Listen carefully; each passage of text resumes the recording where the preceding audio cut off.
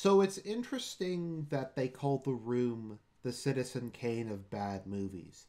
Because in a lot of ways, Tommy Wiseau reminds me of Charles Foster Kane. When I watched the movie Citizen Kane, kind of my takeaway from it was that we can't know a man just from his actions. Because in the case of Charles Foster Kane, we see all the major events in his life, from his childhood to his death. We see all the things that he's done, all his achievements, all his accomplishments. But ultimately, do we really know anything about him as a man, as a person?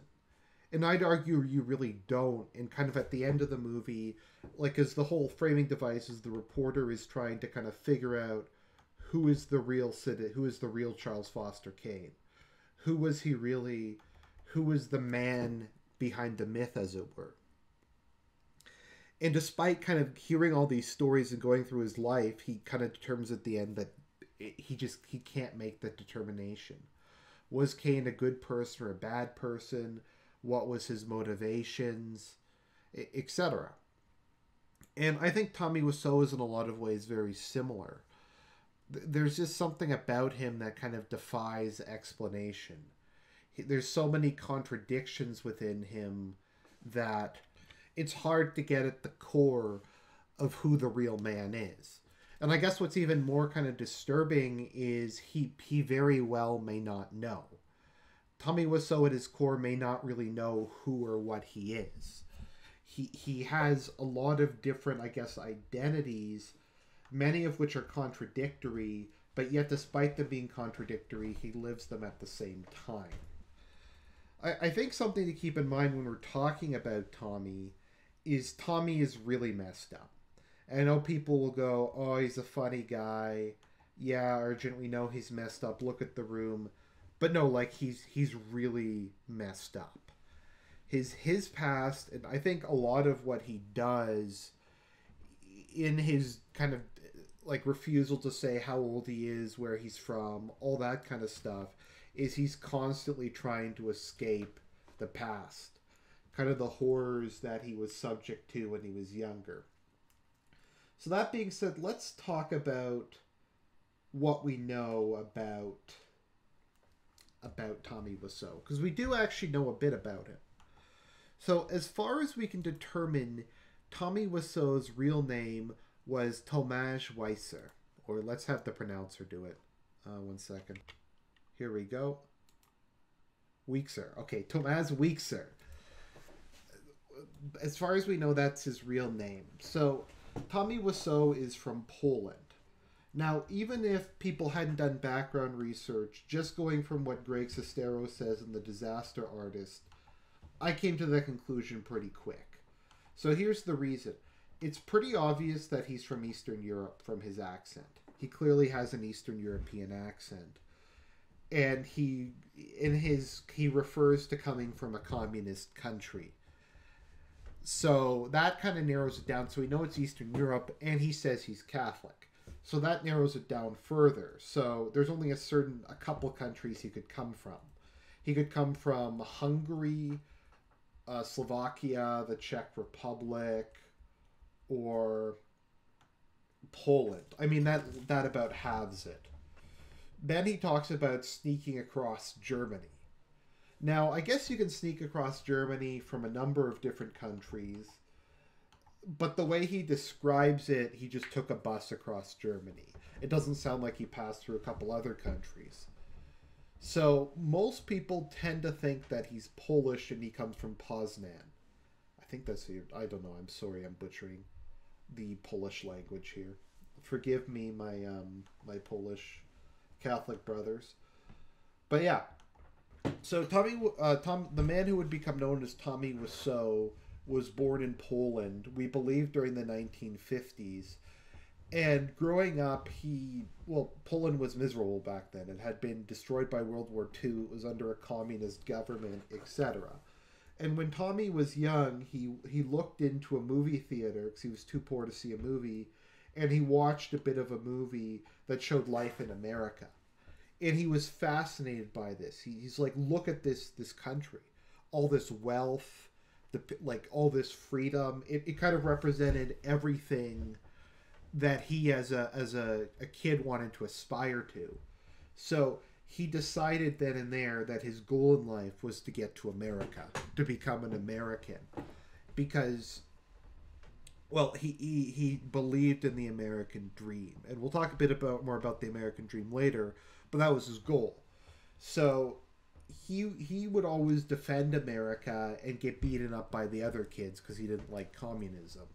And he would go to the Catholic Church in his town and pray daily that he could get to America. And he'd go to his library and read books about America every day. Eventually, he was able to sneak from Poland over to France, because apparently the French were happy to have illegal immigrants to do the jobs that the French wouldn't do. So he manages to sneak over from Germany to Strasbourg. Now, if you haven't been to Strasbourg, I highly recommend going. Absolutely beautiful city. It's in Alsace-Lorraine, so it has kind of this really interesting mixture of French and German architecture. It's just kind of this nice old town, and it has a beautiful cathedral. So Tommy Wiseau went there, and he got a job as a dishwasher, and he worked in a restaurant. Now, being an illegal immigrant, he was at the very bottom of society. And the French are not known for being the most compassionate people on earth. So he was frequently, from my understanding, beaten and abused. Now, Greg says he doesn't really know how much of what Tommy Wiseau says is true, how much is exaggeration, and how much is metaphorical. That is, he doesn't want to acknowledge the past, so he comes up with a story that's kind of representative of it. And to a large extent, that's what The Room is. The Room is kind of representative of a lot of his challenges and trials throughout life. And I think what Greg points out in the book that's very accurate is this is kind of his view of the American dream. The Room is kind of his view of an ideal life, with his cheating fiance, his backstabbing best friend. You know, at the end where he yells, "Everybody betrays me, I want to die." That kind of represents his internal feelings, and that kind of represents the way he sees the world. Now, what did this come from? Did it come from the fact that he has mental health issues? Did it come from the fact that his childhood was so traumatic, growing up in a communist country at a young age, moving to France and getting beaten up? So, I really got a feel for the guy. I know I don't want to get too political in this video. Well, I guess it's kind of unavoidable. But I actually don't really have an issue with Eastern Europeans fleeing communism to the West. Canada took in a lot of Hungarians after the Hungarian Revolution, and I'm perfectly fine taking them in. I know this is kind of in contrast to some of my other views on immigration, but I don't. It's different if you're taking in a compatible people, like taking in other Europeans, especially if they're Europeans fleeing communism who are willing to work hard and are fellow Christians.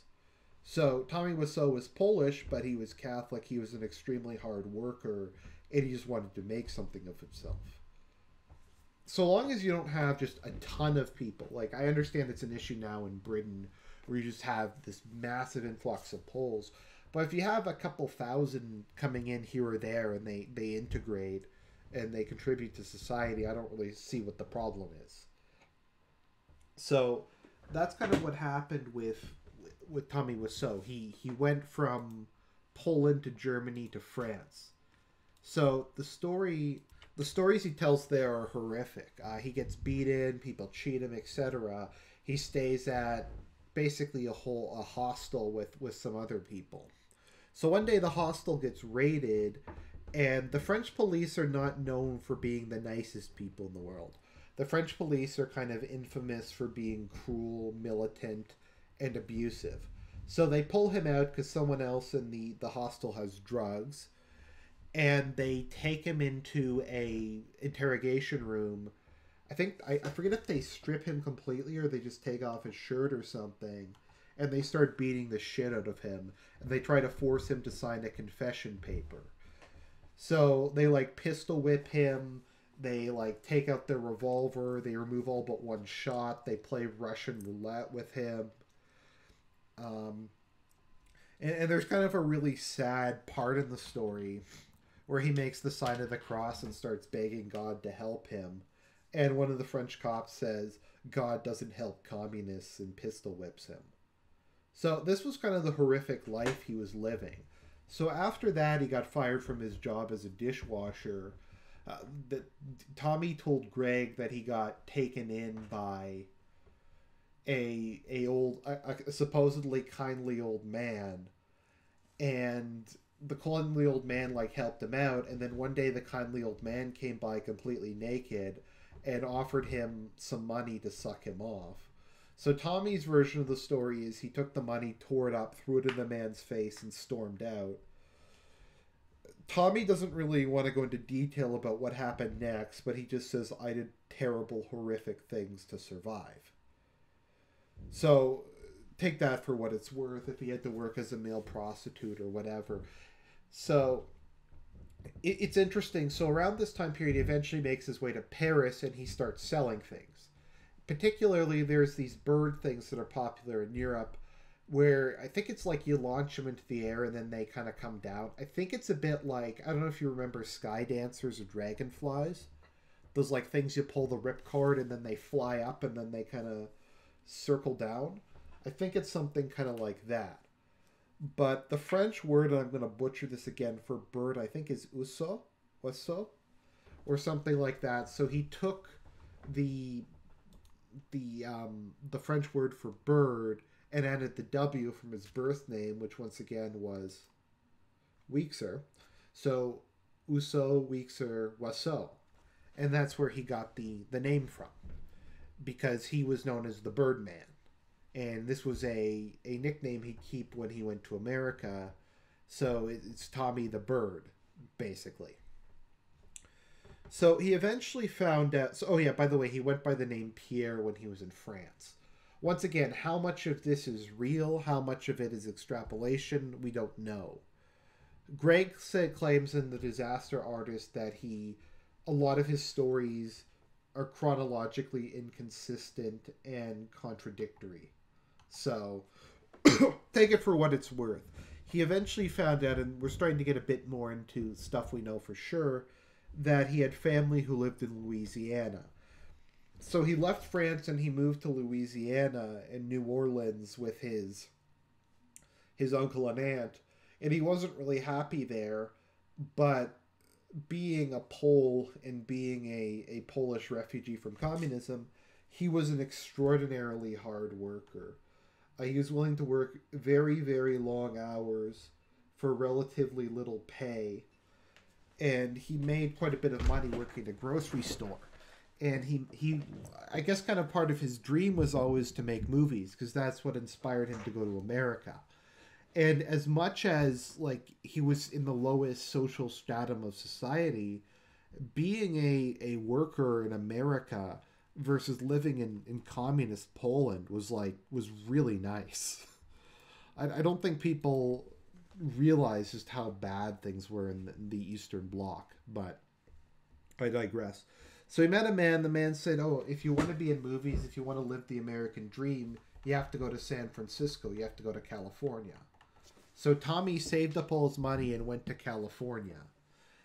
And once he got to California, he immediately kind of felt at home in San Francisco. So from there on in, he made his money hawking merchandise. Apparently Tommy, despite his completely flat delivery, is an incredibly good salesman. He would sell yo-yos. He sold those bird things, which apparently hadn't really made their way to America yet. So he was kind of one of the first people to start selling them in in San Francisco. And he started to make a lot of money off of that. There's a story where a restaurant kicked him out because he was trying to use the bathroom while not being a customer, and he kept trying to get a job there. So he wound up working there. So Tommy, despite kind of working crappy jobs, his talent as a salesman, his ability to manage his finances, and his incredible work ethic meant that he started making money. Eventually, he was able to open a retail space on the wharf, and that's kind of when we start getting into where Tommy got made his real money. So he started selling the birds and stuff. He started importing cheap clothing from East Asia and just some other stuff. And he apparently made a lot of money. Now, some people think he got money from the mob. Some people think a kind of mentor figure gave him a lot of money to get started. But regardless, within kind of a couple of years of arriving in San Francisco, he started to become quite well off. Now, it's during this period that he was actually engaged to a woman who was very beautiful, but she cheated on him a number of times with a number of different guys. And she is probably the inspiration for Lisa. He bought her like a diamond platinum ring or something. They moved to like the most exclusive part of San Francisco. But ultimately she betrayed him and she broke his heart. And it was kind of in a lot of ways until he met Greg the last time that Tommy would be close to people. Because kind of to him, people had always let him down. People had always betrayed him. Be it the people in Poland who would rat each other out to the communists, be it the people who abused him in France, be it his uncle and aunt who didn't treat him very well. He had kind of developed a very cynical view of human nature from all of this. So kind of after we have all this stuff happening, he eventually started Street Fashion USA, which was kind of his big break, and he opened up a bunch of them. And their thing was they were a discount kind of warehouse clothing store that sold like mismatched jeans with minor imperfections in them, knockoff jeans from East Asia, and he started to make a shit ton of money. And he bought up a bunch of commercial real estate all over San Francisco and rented it out. And Greg says some of the properties were worth millions of dollars. And he was making like hundreds of thousands of dollars a month in rent and stuff like that. Once again, did he really make enough money to start doing that just from selling things in his like retail business? Did he get mob money? Did somebody give him seed money? Well, we probably won't ever know. But regardless, all signs seem to point to Tommy Wiseau being an incredible businessman. Even if he sucks at like everything else, the man knows business, the man knows how to make money. So by the time the room came around, he was a multi-millionaire with huge amounts of assets under his command. So that kind of brings us up to kind of the era of the room, where Tommy had kind of finally kind of started to found the American dream. And the story of Tommy Wiseau is very much the story of the American dream. Now, I know a lot of people in these circles tend to have a very cynical view of the idea of the American dream. They tend to scoff at it, say it's naive, maybe kind of take it and say like, well, the American dream is a bunch of Mexicans jumping the border. But historically, kind of what the American dream represented was anyone from Europe could kind of escape the serfdom and the feudalism and the rigid class system there, and they could go to America. And America was a place they could be free. America was a place where if you were willing to work hard, you could be somebody. You could do something. Back when America had all the free land, you could move out to the western United States, and they give you a big plot of land, or even in the eastern United States early on. And granted, the land was wild and untamed, and you'd have to clean out all the trees and build your house and stuff. At the same time, though, the harder you worked, the more you could achieve.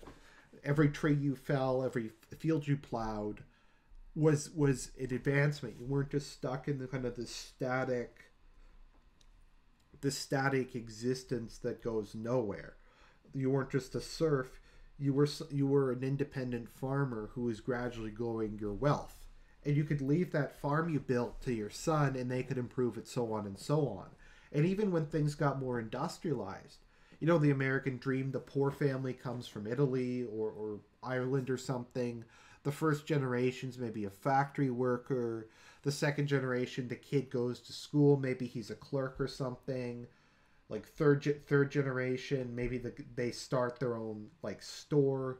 Fourth generation, they could be a politician or something, or even faster. And that was kind of the American dream. You could come from Europe and be somebody in America. And that's what Tommy Wiseau did. He was a European. He went to America, and he immediately really wanted to fit in. Tommy Wiseau is one of from the descriptions of him is extremely patriotic.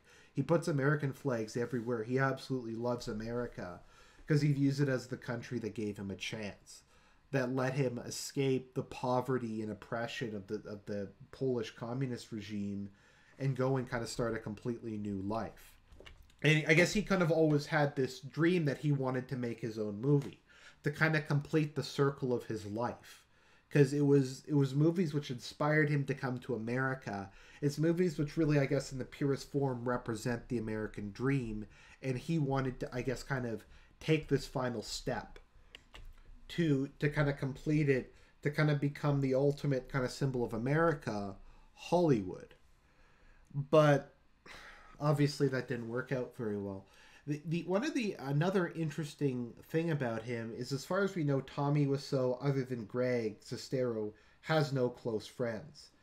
He's a loner who goes through from what appears to be extreme periods of depression and suicidal ideation. Once again, is this a result of past traumas? Is it the lonely existence he finds himself in?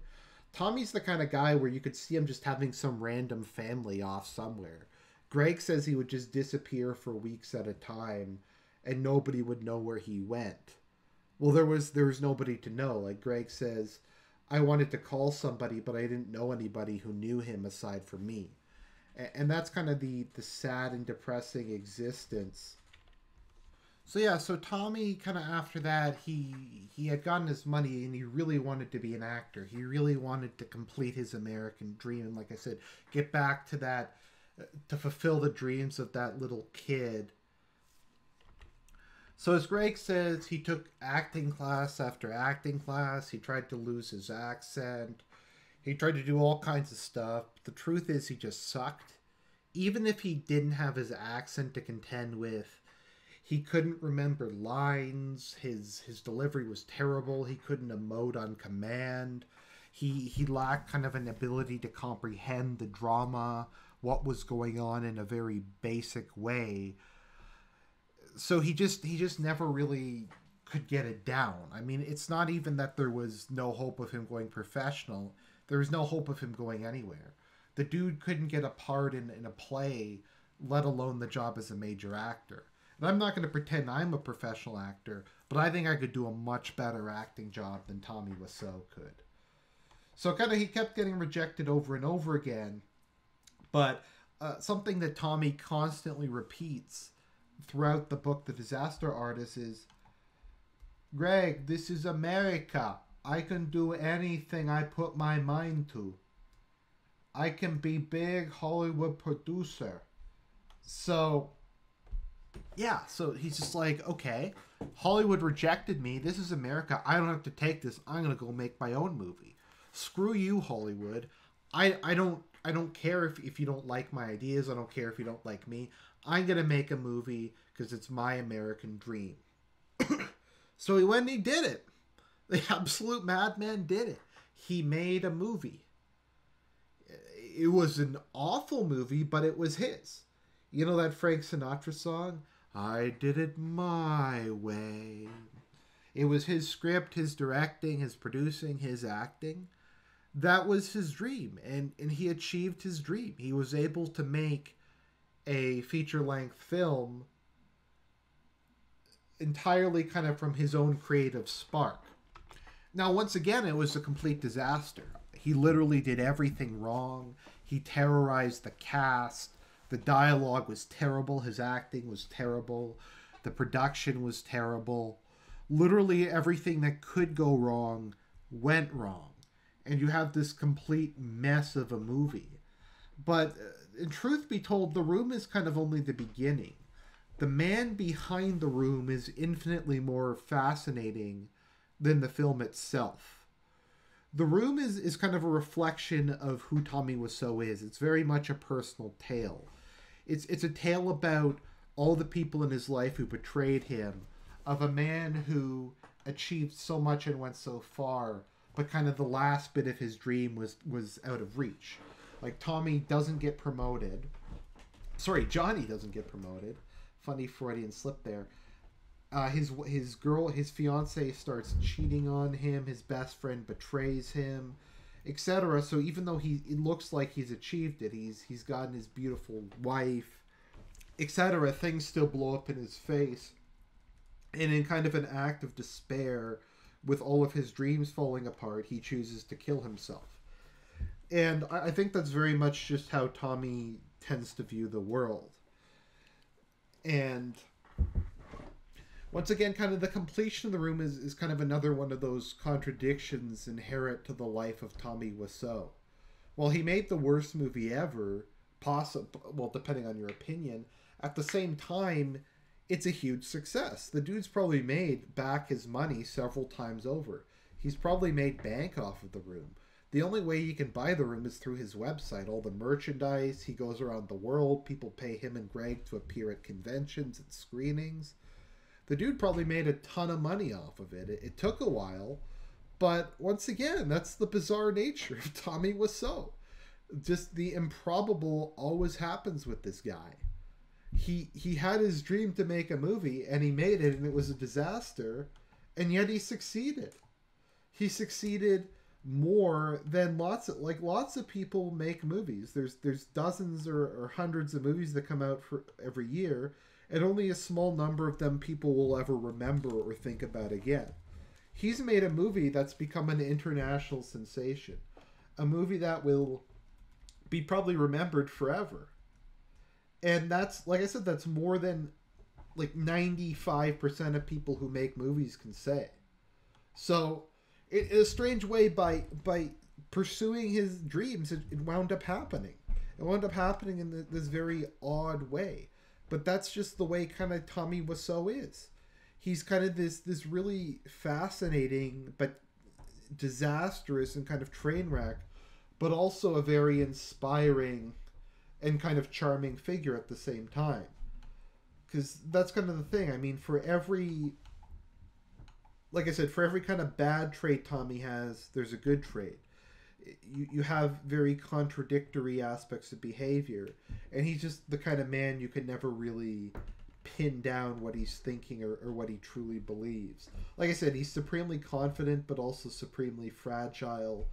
He's an excellent salesman but also introverted and shy. You can't know who the real Tommy is. But I think the best way to kind of view him is, like I said, he is the living embodiment of the American dream.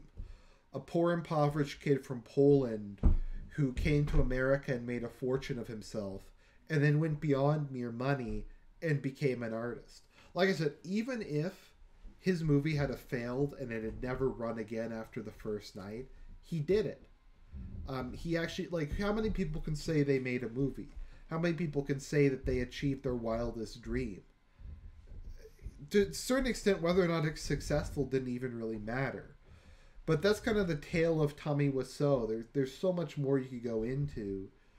But I kind of wanted to give a bit of an essence of the man, his journey towards The Room, etc. And kind of, I guess, a bit of an insight into how he became the man that he is today. So, sorry it was kind of rambling and incoherent, but that's his life. So I'll talk to you guys later.